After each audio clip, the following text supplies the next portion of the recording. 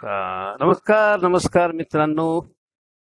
माझं नाव शैलेंद्र, मी एक अल्कोहोलिक. हाय शैलेंद्र हाय भाऊ. शैलेंद्र भाऊ. हाय हाय.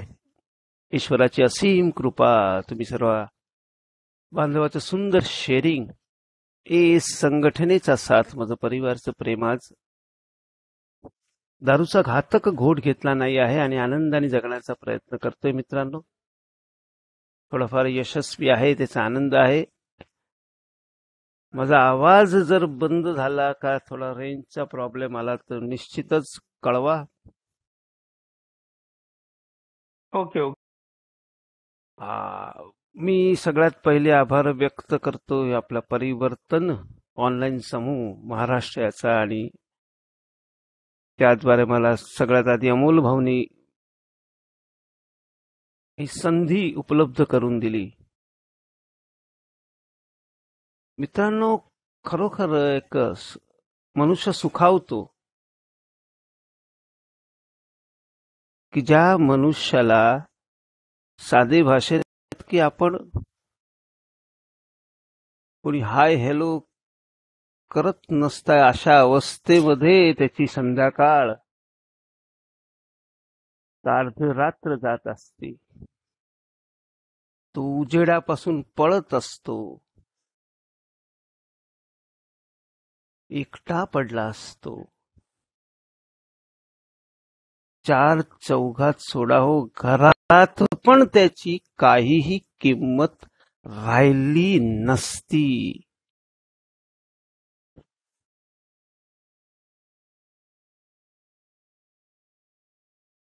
अशा व्यक्ती, असा माणूस, असा शैलेंद्र जेव्हा स्वतःची ओळख सांगतो आणि 5-7 हाय असा आवाज त्याच्या समोर त्याला प्रत्युत्तर देतात, तर मला सांगा की देव ह्या जगात नाही असे समजणारे किती महामूर्ख लोक आहेत.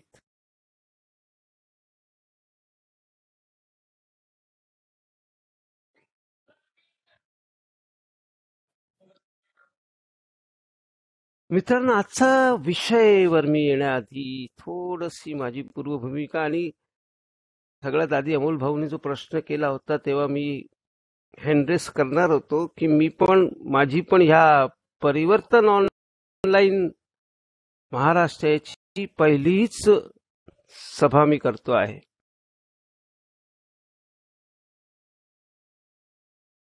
मित्रांनो,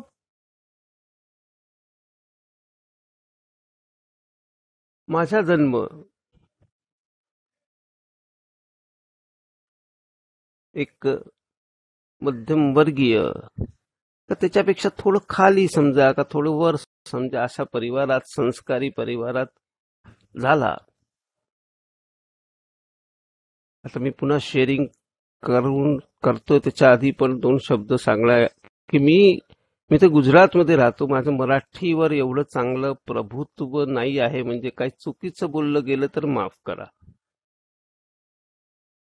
एवढ्या शब्दाची चांगली ओळख नाही, पण ते तुमच्या इथे येऊन येऊन मराठी मीटिंग मी लॉकडाऊन पासून पुष्कळ करायला लागलो, आणि त्यामुळे पुन्हा पुन्हा माझी मातृभाषा पुन्हा जवळ आली. मित्रांनो, हा एक ए मध्ये आल्यानंतरचा, मीटिंग मध्ये सातत्य ठेवल्यानंतरचा झालेला फायदा आहे मित्रांनो. तर अशा कुटुंबात जन्म झाला. संस्कार, पूजा अर्चना सगळं, आजी, आई, काकू, कधी कधी आत्या यायच्या, काका, त्याचे मुलं.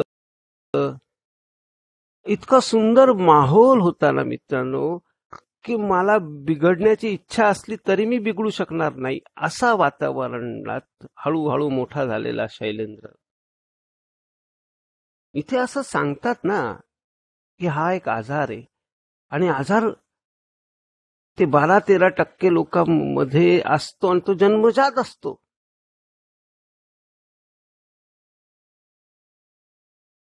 आणि मला कळालंच नाही. मी माझ्या आसपास मध्ये असे पिणारे लोक पाहत होतो.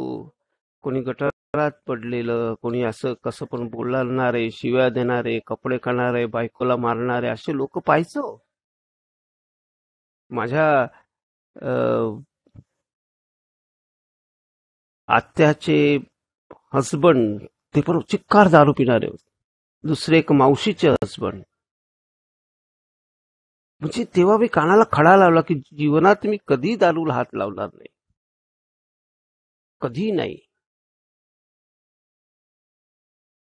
पण ही सगळं पूर्वभूमिका याकरिता मी सांगतो आहे की जसा जसा मी विचार करतो तसा तसा माझी वाटचाल मध्याकडे होत होती. एक आकर्षण, ज्याचा आपण सगळ्यात विरोध करतो ना, त्याच्या जवळ आपण जातो. हे एक आकर्षण आहे. मग थोडा मोठा झालो, फिल्म पाहायला लागलो. पिक्चर मध्ये ते सगळे सीन येतात ना, आणि एस्पेशली विलन अल्कोहोलिकचं जो आता सांगत होते आपले अमोल भाऊ, की त्याआधी विष्णूभाऊनी फार सुंदर शेअरिंग केलं. धन्यवाद करतो त्यांना. आणि त्यांची भाषा पण सुंदर होती. तर सांगण्याचा उद्देश की विचित्र असतं त्यांचं मन. आणि खेल सब मन का है मेरे दोस्त, मेरे भाई, ये खेल मन का है. म्हणून आपल्या पायऱ्यामध्ये 4थी पहा, 5वी पहा, 6वी सगळ्यामध्ये मनाची तयारी हा शब्द प्रयोग केला गेलाय. मनाची तयारी. अरे रातोरात चमत्कार नाही होत हो. जरी मला सांगितलं जानेवारी 1 की मी एक चमत्कार आहे, मी अवश्य एक चमत्कार आहे, कारण मला एचा मेसेज मिळाला. देवाने मला ए दाखवलं. पण 1 जानेवारीचं माझं प्रतिबिंब, मी एक चमत्कार आहे, ते सिद्ध करण्यासाठी मला मनाची तयारी दाखवायची आहे.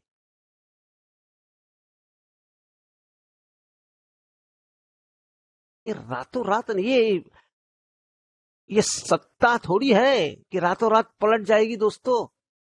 किती वर्षापासून तो ग्लास, त्याच्यामध्ये ते बर्फाचे तुकडे, ते पाणी, कधी सोडा, ये लाल रंग कब मुझे छोडेगा, हा प्रश्न विराम होता. पण पहिले तर फार आवडायचं. पहिले तर ते गाणं की 2 घूंट मुझे भी पिला दे, शराबी फिर देख होता है क्या. अरे असा शैलेंद्र नंतर असं गाणं म्हणायला लागला, ये लाल रंग कब मुझे छोडेगा. हे हे हे परिवर्तन आहे. आणि हा खेळ कोणी केला? मनाने. ज्या मनाला जे जे आवडत होतं तेच मन त्याचा मग तिरस्कार करायला लागला.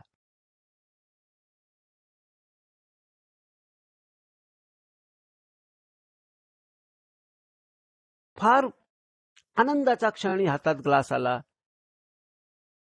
आणि मला माहित होते वाईट आहे बा. पण मित्रांनो, मनुष्य खोटं केव्हा बोलतो की त्याला माहिती आहे त्यांनी काही चूक केली आहे. आता हा आजार कसा, कारण की 3 प्रकारचा ना, शारीरिक, मानसिक, आध्यात्मिक. आणि सगळ्यात पहिले आध्यात्मिक आजाराने मला जकडलं की खोटं बोलायला लागलो, लपवायला लागलो. अरे धडधडीत वास येतो आणि मी सांगतो की असं झालं तसं झालं. कोणाला कळू देता कामा नये, घरात नाही कळू देत, बाहेर नाही कळू देत. अरे लेकिन आंखें बंद करके दूध पीने वाली बिल्ली, उसे पता नहीं, क्योंकि उसने आंख बंद कर दिए. दुनिया को तो पता लगता है भैया. यूं ही धुआं नहीं उठता, कहीं तो आग लगी है मेरे भाई.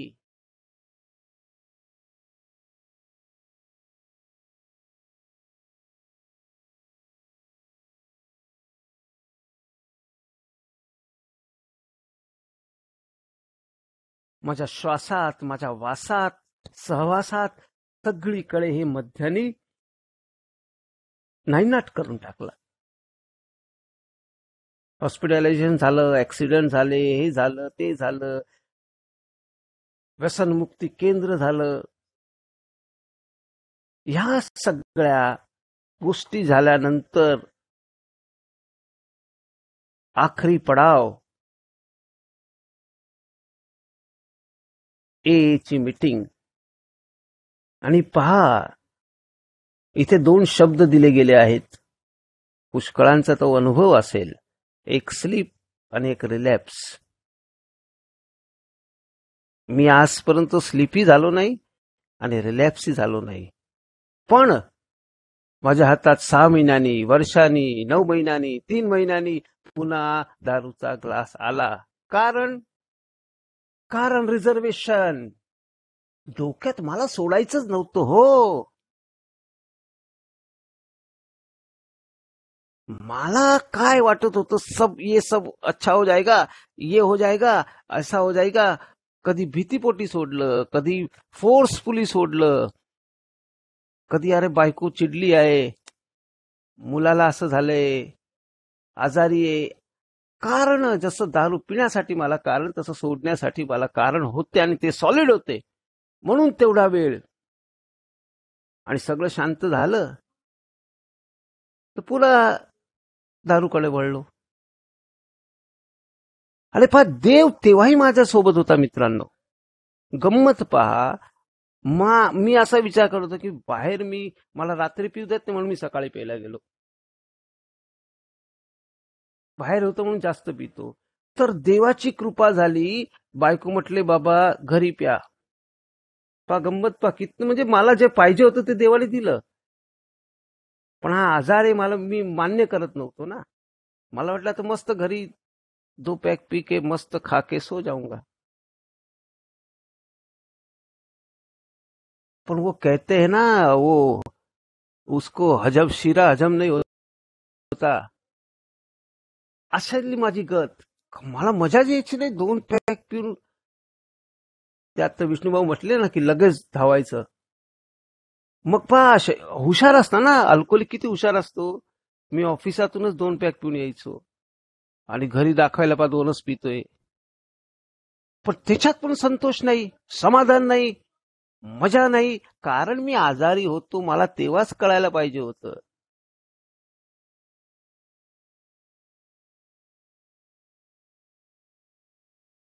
आणि कट टू मी सांगतो, माझा पहिला दिवस अल्कोहोलिक्स अनोनिमस मध्ये आलो. आणि पुन्हा तो चमत्कार. मित्रांनो पहा, पहिल्या दिवशी आलो आणि माझ्या पाठीवर मीटिंग संपल्यावर एक हात आला आणि 2 शब्द आले, येत रहा. गंमत पहा, माझी हिंमत नाही झाली मी टर्न करून पाहण्याची की कोणी हात ठेवला. पण असं वाटलं मित्रांनो, खरंच की कुठल्या तरी देवाचा स्पर्श काय असतो तो कळाला मला.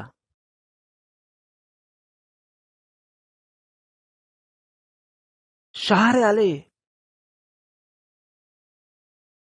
आणि मी किती मूर्ख की वळण्यामध्ये थोडा उशीर केला आणि तो व्यक्तीने हात ठेवला, त्याच्या हाताचा स्पर्श, आणि त्याने टर्न करून तो गेला. मी वळलो तेव्हा त्याची पाठ होती. म्हणजे मी त्याचं तोंड, अजूनही मला माहित नाही कोणी हात ठेवला आणि तो व्यक्ती पुन्हा येत असेल का नाही तेही माहित नाही. हा चमत्कार. जानेवारी 1 मी एक चमत्कार. तर मी चमत्कार नाही, तो स्पर्श एक चमत्कार होता आणि जीवन बदललं गेलं मित्रांनो, बदललं गेलं. मग पायऱ्याचे आचरण, सिरियसली आचरण, सातत्याने मी रिपीटेडली म्हणतोय मित्रांनो, मीटिंग करणं. पुन्हा एकदा सांगतो, सातत्याने मीटिंग करणं फार महत्वाचं आहे.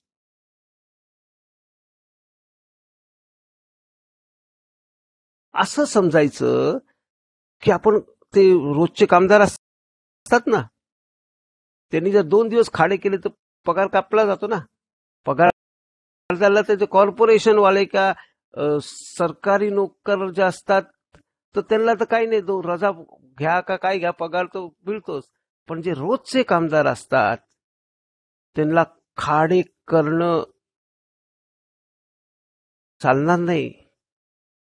जितके खाडे करतील त्यांचा तो पगार, त्यांचं काम ते तसं आहे मित्रांनो माझ्यासारखा अल्कोहोलिकला.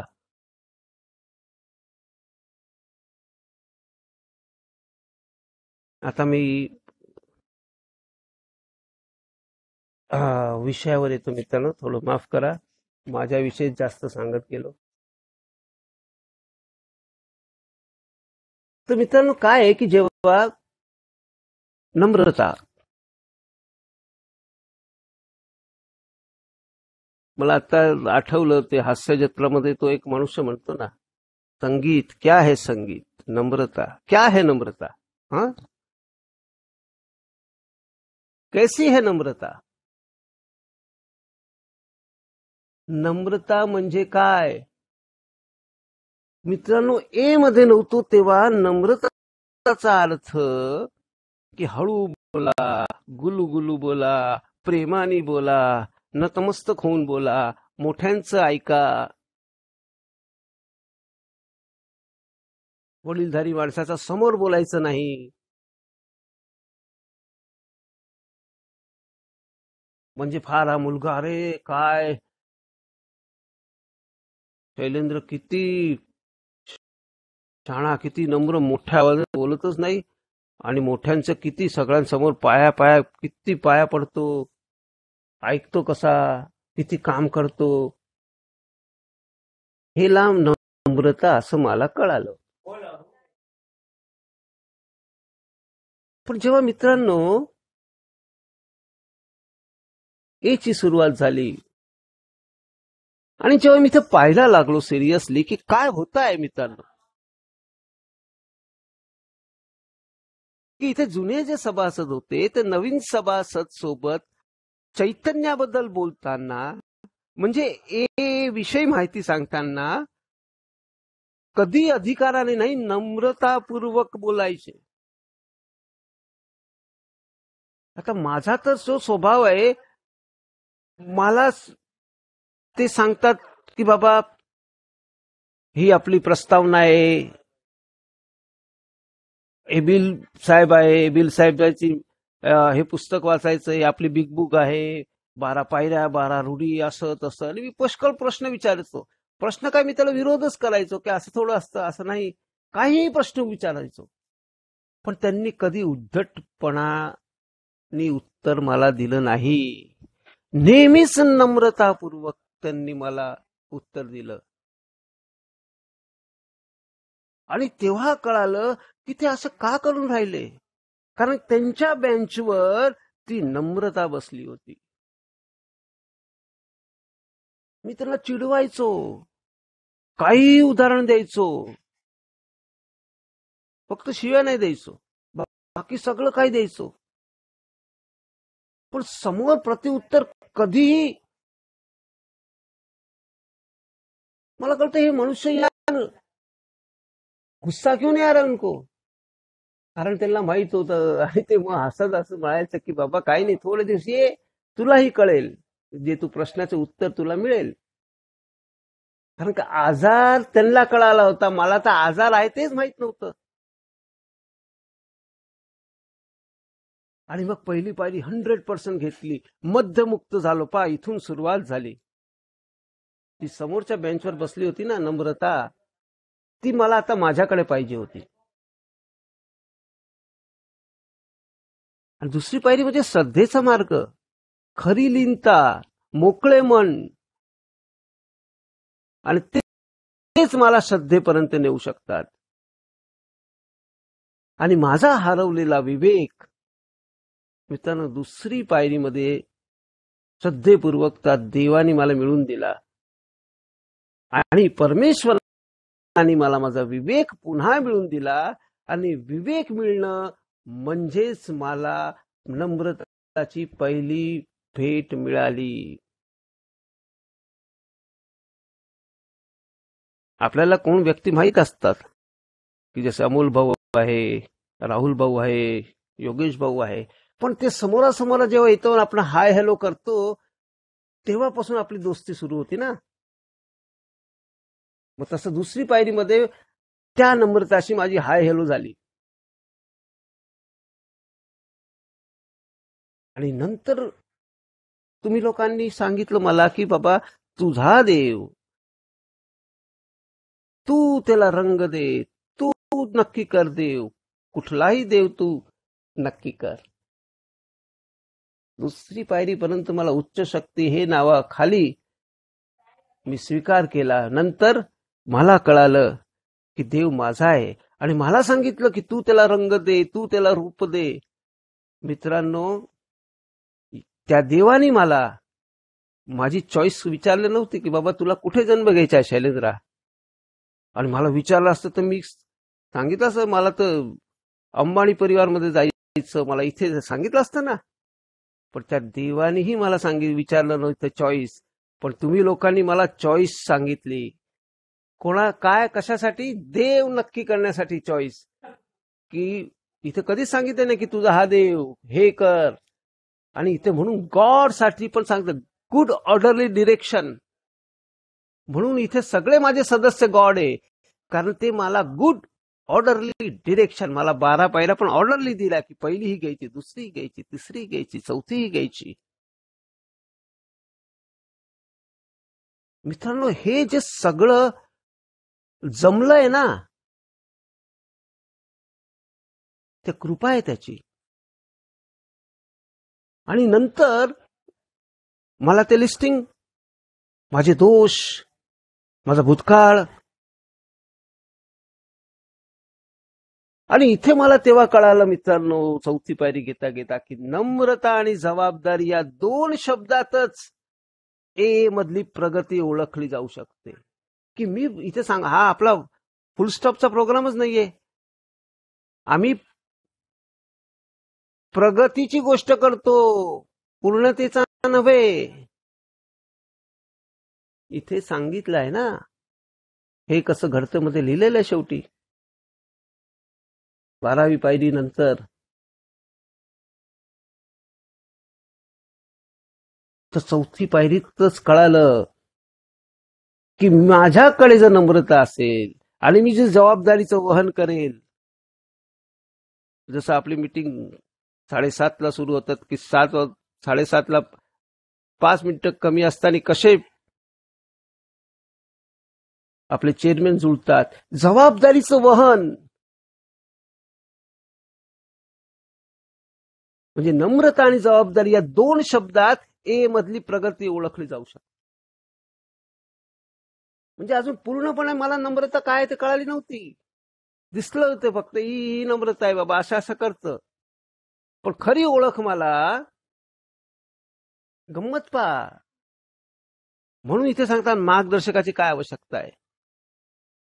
फक्त नम्रता बाबतीत मला एवढंच कळालं होतं की इतरांचे विचार, त्याचे कौशल्य व त्याचे विशेष हक्क मान्य करून त्यांचा आदर करणे, जे मला पहिले पण माहित होतं, पण आदर करणे. मी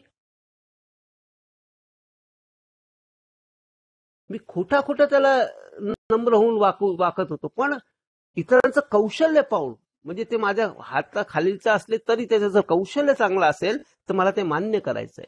आणि ए मध्ये पण मला ते करायचंय.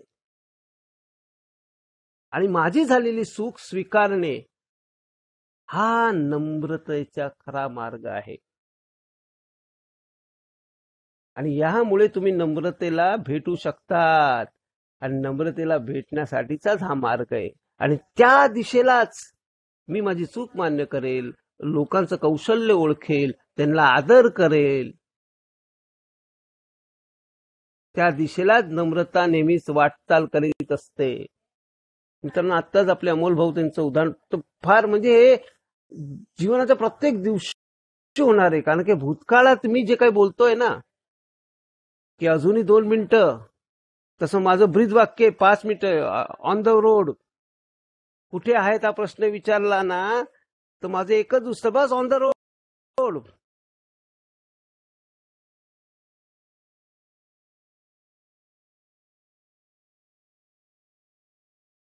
ते 2 मिनिटं. आणि हे मित्रांनो, तिथे मला माझी नम्रताचा वापर करायचा आहे. दुसरं मला सगळ्यात आवडतं आपल्या ए मधलं, जर काही आपल्याला सांगतं one day at a time, stick to the winner slogan म्हणतात, तसं मला थिंक थिंक थिंक, बोलण्याआधी विचार करा, बोलताना विचार करा आणि बोलल्यानंतर विचार करा. हे फक्त बोलण्यात, तसंच कृती करण्यासाठी. कृती करण्याच्या आधी विचार करा, कृती करताना विचार करा, कृती केल्यानंतर विचार केला. या तिन्ही गोष्टीमध्ये देव, परमेश्वर, त्याची इच्छा होती का नाही. आणि मार्गदर्शकामुळे 5वी पायरीमध्ये मित्रांनो नम्रताची खरी ओळख झाली. नम्रताचा हात माझ्या हातात आला, नम्रतासोबत मित्रता झाली आणि तेव्हापासून ती माझी सखी मैत्रीण झाली मित्रांनो 5वी पायरीमध्ये. कारण की तेव्हाच भेट, खरी भेट परमेश्वराने या पृथ्वी तलावर माझ्यासाठी आणली आणि ती होती नम्रता मित्रांनो. आमचे दोष विश्वासाने दुसऱ्या मानवी व्यक्तीजवळ कबूल करण्यात सगळ्यात मोठा फायदा झाला तो म्हणजे नम्रते जी होती ती आता माझ्या बेंचवर आली. पहिले मी समोरच्या लोकांच्या बेंचवर पाहत होतो, तिथे किती हळू बोलतात, किती सुंदर बोलतात, किती प्रेमाने बोलतात, नेहमी सांगतात येत राहा. अरे पिऊन आलो होतो तरी मला सांगितलं काय काय हरकत नाही, आज पिला ना उद्या नको पिऊन येऊ. अरे बापरे. तेव्हा ती नम्रता त्यांच्या बेंचवर होती, आता माझ्या बेंचवर आली मित्रांनो.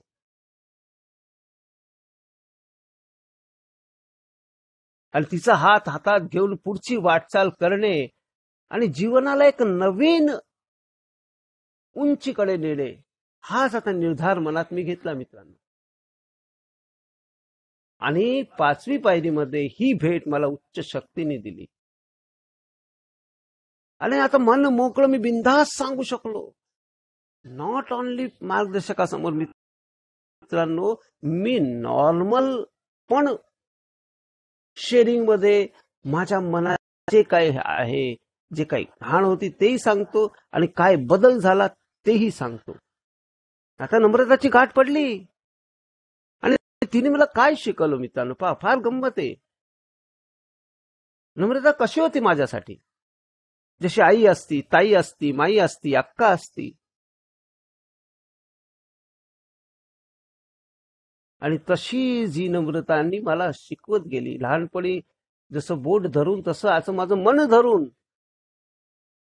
मी रुसलो तर ती मला असं नाही करायचं बाबा, मी चिडलो तर अरे शांत शांत, मी गोंधळलो तर मला मार्ग दाखवते की प्रार्थना कर. देवाच्या आधी मी पहिले तिला विचारायचो की काय करायचं बाबा. आणि मग तिने मला सांगितलं की स्वतःला ओळख शैलेंद्र, स्वतःचे दोष ओळख. आय थिंक आवाज येतोय ना मित्रांनो, का एकटा बोलतोय मी? येतोय क्लिअर येतोय. ओके ओके, धन्यवाद धन्यवाद. आणि शैलेंद्र भाऊ, तुम्हाला कम्फर्टेबल वाटत असलं तुम्ही हिंदीमध्ये पण कंटिन्यू करू शकता. हो नाही नाही, म्हणजे आता एक समजत नाही का माझी भाषा, तर मी बोलतो हिंदी बोलतो. समजती भाषा, पण तुम्हाला जर हार्ट टचिंग हिंदी मधून निघत असेल तर हिंदीमध्ये बोला, अडचण येत असेल तुम्हाला. हो नाही नाही, प्रयत्न करतो बाबा, ही पण एक संधीच आहे ना. धन्यवाद. तर मित्रांनो, तिने मला काय सांगितलं की स्वतःला ओळख. आजपर्यंत मी स्वतःला खरोखर ओळखूच शकलो नव्हतो. आणि फक्त मला ओळखायला नाही सांगितलं, स्वतःचे दोष ओळख. आणि त्याचप्रमाणे मित्रांनो, जसं 4थी पायरीत आपल्याला असं वाटतं की मला दोषच लिहायचे नाही, माझे गुण दोष लिहायचे आहे. इथेच माझ्यासारखा अल्कोहोलिक चुकतो आणि 4थी पायरी घेण्यासाठी घाबरतो. काय की बाबा मला आता दोष, मी काय केलं, बायकोबरोबर काय केलं, बायकोला नाही सांगता मी बाहेर काय केलं, मी असं केलंय, मी इथे चोरी केली, असं कसं सांगू. हे सगळं जी माझी भीती होती पण इथे फक्त असं नाही सांगितलं की तुम्ही दोष, गुण दोष. अरे भैया, तुमच्यात पण काही चांगली गोष्ट आहे.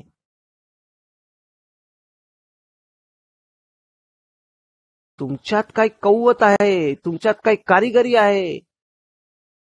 जीवनात फक्तच तुम्ही दारू पिलं नाही, तुम्ही चांगलंही कार्य केलं आहे ना.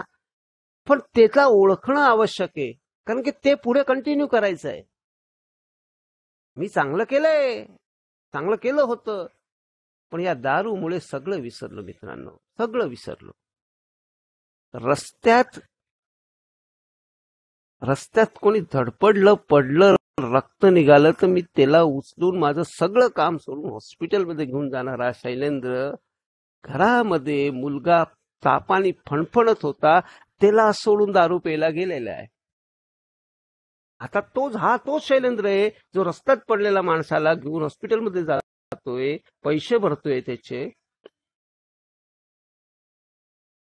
तो सीन पाहिला असं वाटे, वा वा शैलेंद्र, किती सुंदर, का किती, वा वा वा वा. आणि दारू हातात आल्यानंतर थोड्या वर्षानंतर फणफणता पडलेला मुला सोडून काय सांगतो, आता ताप आहे नाही, मी काय करू शकणार, औषध आहे, औषध दे. असं बोलू शकतो शैलेंद्र? बोलू शकतो का? नाही बोलू शकत. पण आजार, दारू पिण्याची ओढ, त्याचं आकर्षण मनात आलं. मयानी पायाला ऑर्डर दिली आणि पायाने दार लोटलं, दरवाजा उघडला आणि धावत गेला.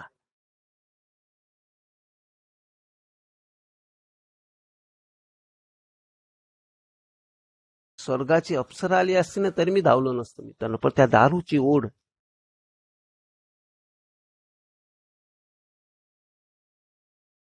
आणि म्हणून मला 5वी पायरी नंतर कळायलं माझी ओळख काय.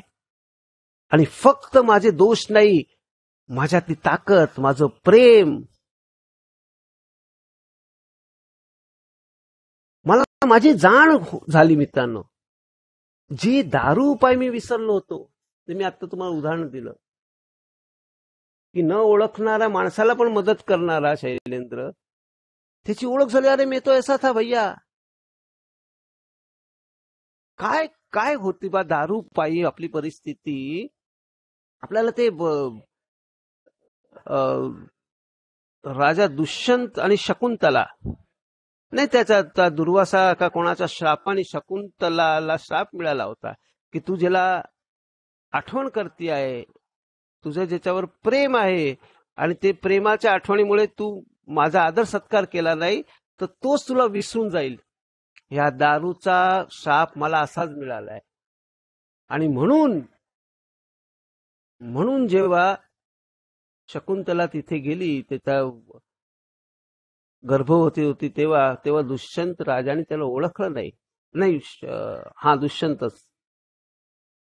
तेव्हा त्याची जी दिलेली भेट पुन्हा जेव्हा तिच्या हातात आली, त्या मासा कापून, तेव्हा सगळं आठवलं. म्हणून ही नम्रता मला माझे पुन्हा जुने माझे गुण पण आठवून देते.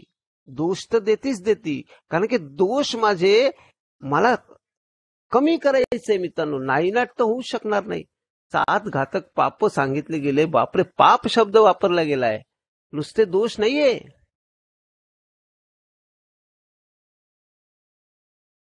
पण ते सतत जाण, मला सतत आठवण नम्रतामुळे मिळतं. कारण की मला आपला नाही मित्र असतो, तो सांगतो बाबा यार ऐसा मत कर दोस्त, ऐसा कर.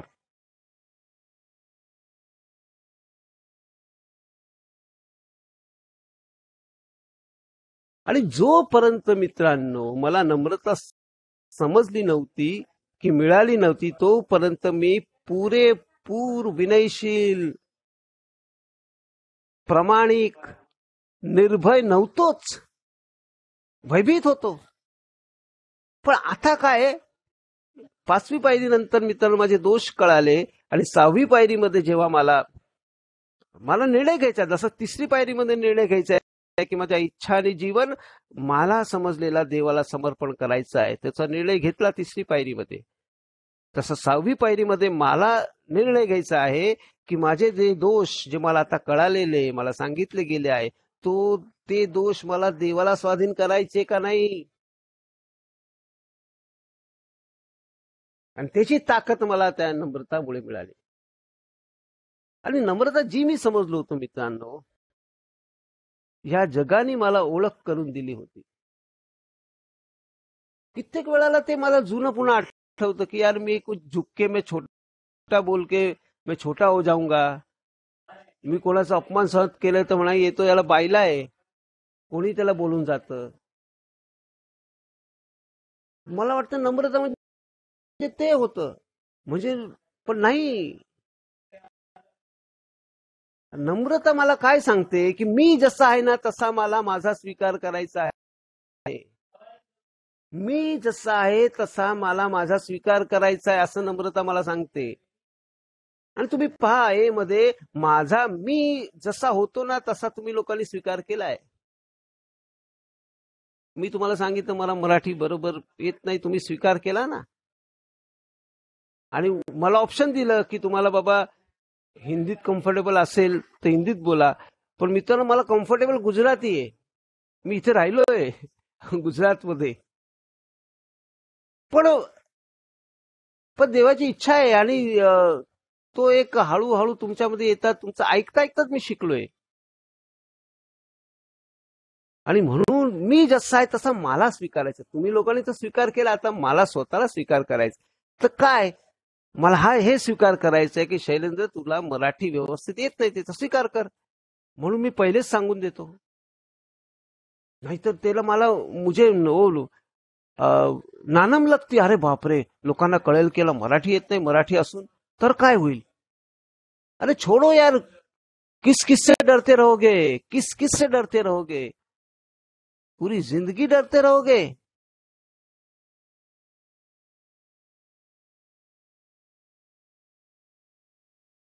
माझ्या मार्गदर्शकांनी पण माझा स्वीकार केला आणि तेव्हा खरं मी नम्रताला ओळखू शकलो मित्रांनो.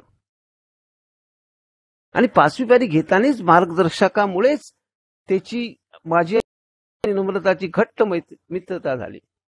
आणि नम्रताला ओळखून काय मी एकदम शांतीचा अनुभव करायला लागलो. आणि जेव्हा जेव्हा माझ्याकडे नम्रता नाही, मी नम्रताला आठवलं नाही, नम्रतामुळे माझी झाला, हीच नम्रता मला परमेश्वराकडे खेचून घेऊन गेली मित्रांनो. म्हणजे जेव्हा जेव्हा भांडण झालंय कोणाशीही, त्याच्या मागे तेव्हा माझा हात सोडून नम्रता गेलेलीच आहे, कारण की मी विचारच केला नाही मित्रांनो. नम्रताने काय केलं मित्रांनो, मला आत्मकेंद्रित माझा जो दृष्टिकोन होता त्याच्यात बदल करून घेतला, मला लीनतेचा परिचय करून दिला. आणि नंतर मित्रांनो पहा, सगळे लोक 7वी पायरी पुष्कळ लोकांकडून ऐकू, 7वी पायरी काय मूळ, पण फार महत्वाची पायरी आहे माझी आणि ईश्वराची.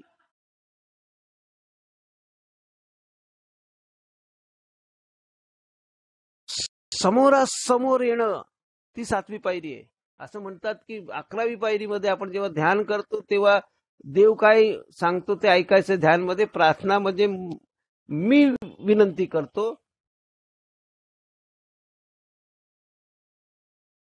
पण 7वी पायरी नम्रतेसोबत मी कल्पनाही केली नव्हती अशा प्रवासाला आरंभ केला 7वी पायरीने. मला गुंडाळून टाकणाऱ्या माझ्या स्वभावापासून स्वतंत्र मिळाल्याचा अनुभव झाला मित्रांनो. कारण मी घाबरत होतो. 7वी पायरी सांगते माझे गुण दोष दोन्ही देवाला देऊन टाक. आणि मी उपयोगी घटक झालो आणि मला कळालं की मी पण चांगला आहे बाबा. माझे दोष जर निघाले तर मी पण एक सामान्य माणूस आहे, मी पण समाजाचा घटक आहे, मीही प्रेम करू शकतो.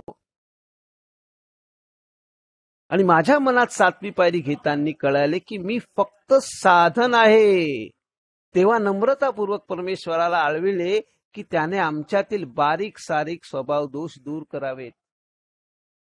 आणि तेव्हा खरी नम्रताची आंतरिक ओळख पटली की मी कुणी नसून करता करविता तो देव आहे, ही जाणीव म्हणजेच मी कोणीच नाही, करता करविता तो देव आहे, जाणीव म्हणजेच नम्रता. सिंपल. आणि नम्रतेमुळेच मोक्याचे वळण आयुष्यात आले मित्रांनो. टर्निंग पॉइंट ज्याला म्हणतो ना माझ्या जीवनात. आता मला माझा परिवार आवडायला लागला. आसपास मेरे पड़ोसी मुझे अच्छे लगने लगे. अरे मेरा वॉचमैन जिसको मैं गुड मॉर्निंग बोलने लगा.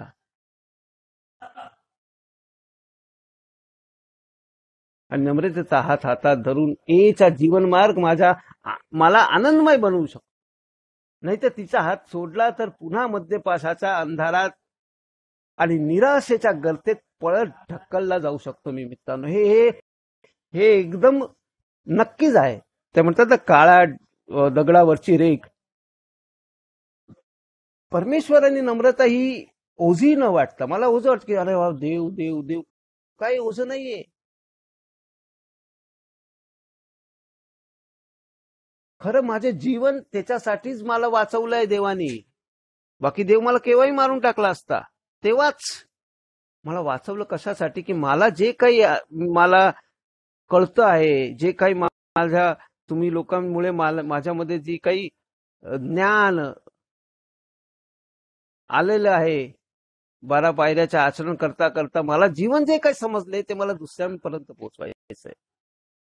मला माझा हेकेखोरपणा सोडायचा आहे.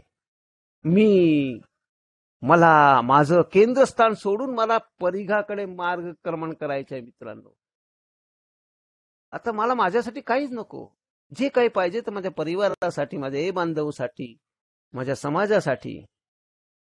आणि मग 8वी पायरी नंतर 9वी पायरीसाठी मला नम्रतेची खरं गरज भासते. कारण माफी मागण्यासाठी व नुकसान भरपाई करण्यासाठी मला आता बाहेर पडायचंय. आध्यात्मिक मार्ग मित्रांनो 9वी पायरी नंतर सुरू होतो. म्हणजे मला बाहेर पडण्यासाठी नम्रता माझ्याकडे पाहिजे. नम्रतामुळे मी दिन दुबळा होत नाही. कळत न कळत माझा अहंकार, स्वकेंद्रितता कमी होत जाते मित्रांनो. कारण की मीच विधाता समजणारा शैलेंद्र तो ताथी नाही, साधा वरण भाती नाही मित्रांनो. तू फक्त आजारावर केलेला विश्वासघात होता. मी नेहमीच विश्वासघात केला. प्रेमाचा विश्वासघात, संबंधाचा विश्वासघात. मला नम्रतेने देवा विसंबून राहण्यासाठी शक्ती दिली. आणि 7वी पायरीतच कळाले की आजवर जी सर्वश्रेष्ठ भेट जी देवानी मला दिली आहे ती मित्रांनो नम्रता आहे. मित्रांनो, मी जसा देवाच्या सानिध्यात राहण्याचा प्रयत्न करतो तशी देवाशी जवळीक असलेले लोक मला दिवसभरात भेटतात मित्रांनो. म्हणजे म्हणतात ना, जशी दृष्टी तशी सृष्टी. मी जर शंकाशील नजरेने पाहत असतो तर मला लोक तसेच दिसतात. पण मी जर चांगल्या नजरेने पाहत असेल तर लोक पण मला चांगले भेटतात. हे यांनी मला शिकवलं. कारण नम्रतेचा मी विनम्रतेने स्वीकार करतो. तर नम्रता मला कळाली, पण मी आचरण जेव्हा करतो तो विनम्रता होऊन जाते. नम्रता आणि विनम्रतामध्ये फरक है कि नम्रता मुझे समझाती है ऐसा करना चाहिए, ऐसा करना चाहिए, ऐसा करना चाहिए. आणि विनम्रता म्हणजे मी त्याचं आचरण करतो. Action is the magic word. आता मला उपाय मिळालेला आहे. दुःखापासून दूर पडण्यापेक्षा, माझ्या समस्यांना दूर ढकलण्यापेक्षा नम्रतेसाठी मी प्रार्थना करू शकतो की देवा मला तू नम्रता दे, नम्र बनव. नम्रताच माझ्या वेदना बऱ्या करील. आणि नम्रतेमुळे माझ्यापासून मुक्त होता येईल. मला माझ्या मीपणापासून, माझ्या अहंकारापासून, माझ्या स्वकेंद्रीपासून, इगो, माझे जे इझम आहे ना मित्रांनो, अल्कोहोलिझमचा इझम, त्याच्यात मोठा आहे इगो. त्याच्यापासून जर मला लांब राहायचं असेल तर मला नम्रतेला जवळ करायला पाहिजे. आणि 7वी पायरीकडे मला वारंवार जावं असं वाटतं. आणि ती घेण्याकरिता याचा पूर्ण कार्यक्रम व पायऱ्याचा पाया आहे तो एकच शब्द, तो म्हणजे नम्रतापूर्वक. मी नम्रतापूर्वक देवाची आवळणी करतो, असा शब्दप्रयोग दिला गेलेला आहे. म्हणजे फार महत्वाचा शब्द आहे. देवाला पण मी नम्रतापूर्वक आजी करतो की माझ्यातले दोष तू दूर कर, 7वी पायरी. आणि नम्रतामुळेच मला माझे आत्मपरीक्षण करायचे धाडस झाले मित्रांनो. आणि कळालं की जे माझ्याकडे आहे ते उत्तम आहे आणि त्यासाठी मी कृतज्ञ आहे. मी आभारच व्यक्त करत नव्हतो मित्रांनो. नम्रतामुळे मला कळालं की मला छोट्या छोट्या गोष्टीचा पण आभार व्यक्त करायचा. आता लहानशी गोष्ट, काय सुंदर भाजी बनवली बायकोनी, तर मला सांगायला पाहिजे अरे वा क्या बात आहे. कारण दारू पिण्याच्या काळात थोडं मीठ जास्त पडलं आणि ताट ठण करून फेकलेलं लक्षात येतं. दारू पिऊन जेवणाचा भान नव्हता आणि तेच असं तोंड बसल्या बसल्या ताटात पडणं, इकडे तिकडे आमटी पोळीचे तुकडे, हे दृश्य डोळ्यासमोर येतं.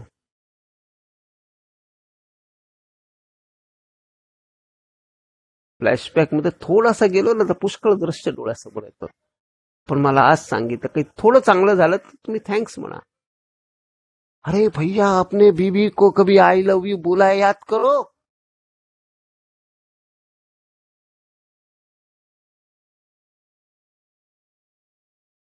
उन्हें बोलने के लिए मौका ढूंढने की जरूरत नहीं है मेरे भाई. और अपनी उम्र देखने की भी जरूरत नहीं है. अरे कोणासमोर प्रेम व्यक्त करण्यासाठी वय काय लागतं हो. म्हणून मला नम्रताने माझी ओळख पटवली की जे आहे तुझ्याकडे ते उत्तम आहे बाबा. आणि म्हणून नेहमीच मला आभार व्यक्त करायचा आहे. नेहमीच देवाचा. म्हणजे 8वी पायरीची जेव्हा लिस्ट बनवता कळले की 100 प्रकारची भीती, आत्मवंचना, स्वार्थपरायणता आणि आत्मकरुणा यांनी त्रस्त होऊन मी आजही माझ्या सहकार्याच्या मार्गात आडवी येतो आहे. कोणी चांगलं करायला जातं तर मला आवडतच नाही आणि ते समजण्याचं आवश्यक आहे मला. आणि तेव्हा कळाले माझा स्वार्थीपणा हे माझ्या मद्यपानामागील प्रमुख कारण आहे. पहिली पायरीमध्ये मला सांगितलं होतं की मद्याने कुठे कुठे नुकसान झालं, सामाजिक, वैवाहिक संबंधात. पण मला इथे 8वी पायरी घेता घेता लिस्ट लिहिता कळालं की माझ्या मद्यपान मागील पिण्याचं मुख्य कारण माझा स्वार्थीपणा होता. आणि त्याला नम्रताच हे उत्तर आहे मित्रांनो, स्वार्थपणा दूर करण्यासाठी. ए मध्ये कुठेही नियम नाही, हे सगळ्यांना माहिती आहे. तुम्ही लोकांनीच मला सांगितलंय. ए मध्ये कुठेही नियम नाहीत, पण मला जे हवे त्याची निवड मी करू शकतो. आणि मी शैलेंद्र आणि अनामिकता आणि नम्रतेची निवड केली. हे फार महत्वाचं आहे. आणि परमेश्वराला आळवले की ह्या कार्यक्रमातील त्याचे एक साधन म्हणून माझ्या नम्रतापूर्वक उपयोग करून घ्यावा. मित्रांनो, मी लोक राजकारणी कसा उपयोग करून घेतो ना माणसाचा, आणि तो चुकीचाच उपयोग करून घेतो. पण देव उच्च शक्तीला मी प्रेमाने आळवतो की मला ह्या कार्यक्रमामध्ये माझा काहीतरी उपयोग करून घे बाबा. आणि तसा आज उपयोग करून घेतला. आज परिवर्तन आपल्या समूहामध्ये मला 2 शब्द बोलण्याची संधी दिली. जे काही बोलेल मी त्याच्याने माझ्यामध्ये निश्चितच आजचा दिवस, आजचा क्षण आणि यानंतरचं मी निश्चितच मद्यापासून दूर राहील आणि माझे जे साध घातक पाप त्याच्यामधून थोडं कमी होण्याचा प्रयत्नाला लागेल मी. आता नम्रतामुळे मी जे काही शिकलो ते व्यवहारात कसे राहायचे. जसं 12वी पायरी मला सांगतं की जे तुम्ही काही इथे शिकले, जे तुम्हाला मिळालं ते जीवनाच्या प्रत्येक क्षेत्रात त्याचा वापर करा. म्हणून मी जसं पहिले सांगितलं तसं घरामध्ये, आस पडोस, मी जिथे काम करतो तिथे माझा बॉस का माझ्या हाताखाली काम करत असेल, माझा स्वतःचा व्यवसाय असेल, त्याच्यामध्ये मला नम्रतेने वागायचं आहे, प्रेमाने वागायचं आहे, चिडायचं नाही आहे, थोडा विचार करायचा आहे आणि मग डिसिजन घ्यायचा आहे आणि माझ्या कृतीमध्ये देवाची इच्छा ओळखायची आहे. तर निश्चितच तुम्ही सुंदर आनंदी जीवन जगू शकाल. कारण की 12वी पायरीकडे वाटचाल, मित्रांनो, इथे 12वी पायरीकडे वाटचाल करताना जसं म्हणतो आपण म्हणतो आय एम रिस्पॉन्सिबल, तर इथं मला नेहमीच आठव की माझ्या हाकेला ओ देणारे मला इथेच लाभले पुष्कळ लोक, की मी जर कोणाला एक हाक मारली, असं म्हणतात जर तुम्हाला पेण्याची इच्छा झाली तर तुम्ही एक फोन फ्रेंड करा. तिथे जेव्हा जेव्हा मी हाक मारली त्याला ओ देणारे पुष्कळ तुमच्यासारखे बांधव धावून आले. मित्रांनो, धावून आले. धन्यवाद. थोडा वेळ जास्त घेतला असेल तर माफ करा, पण आहे म्हणजे मी इथं माझं मंतव्य का ते मला सांगायचं होतं या विषयावर, कारण नुसतं नम्रता हा विषय फार मोठा आहे मित्रांनो, पण मला समजलेली नम्रता आणि मी घेतलेली नम्रता सांगण्याचा प्रयत्न केला. धन्यवाद. Over to chairman. थांबतो इथे मित्रांनो. धन्यवाद शैलेंद्र भाऊ. खूप छान आपण नम्रता हा विषय सांगितला आणि खूप छान आम्हाला, म्हणजे माझ्यासारखा नवगत किंवा इतर काही आपले सभासद आहेत, सर्व सभासद आजच्या मिटिंगला उपस्थित, त्यांना सर्वांनाच नम्रता या तुमच्या नम्रता विषयावर तुम्ही केलेलं अनुभव कथन याचा नक्कीच फायदा होणार आहे. मित्रांनो, मी शैलेंद्र भाऊची माफी मागून माझी एक चूक झाली ती सांगतो. आज शैलेंद्र भाऊ, कृपया ध्यान दे, कृपया ध्यान दे। कृपया ध्यान दे। अगर किसी भाई या बहन को शराब के मामले में समस्या हो या शराब छोड़ना हो तो कृपया संपर्क करें जीएसओ इंडिया, मतलब ये वेबसाइट पर संपर्क करें www.aagsoindia.org और अपने आसपास AA मीटिंग ढूंढने के लिए यह वेबसाइट पर जाएं www.aa.org/findaa। धन्यवाद।